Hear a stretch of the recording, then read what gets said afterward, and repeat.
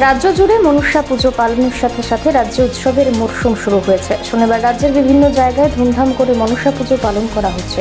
শ্রাবণ মাসের সংক্রান্তিতে অন্যান্য বছরের মতো এবারও আগরতলা দুর্গাবাড়িতে মনসা পুজোর আয়োজন করা হয়।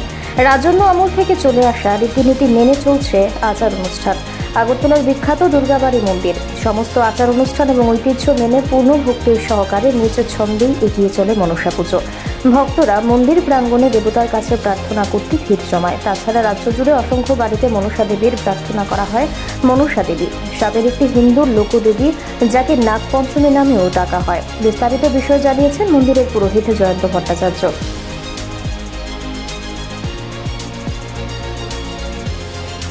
আজকে শ্রী শ্রী মনসা পূজার মেনে এটা সংক্রান্তির দিন হয়, শ্রাবণের সংক্রান্তির দিন এই পুজোটা হয়ে থাকে। সবসময় হয়ে আসছে রাজামহল থেকে। আজকে পুজো হলো, এখন অন্য ভোগ হবে, বিকেলবেলা আরতি হবে, কালকে সকালে দশমী পুজো হবে, বিকেলবেলা আর ঘর যাবে রাজবাড়ি। কোন সময় থেকে হচ্ছে, কত বছর ধরে? এটা রাজামহল থেকে চলে আসে। তো ভগবানের কাছে কি প্রার্থনা করা হয়?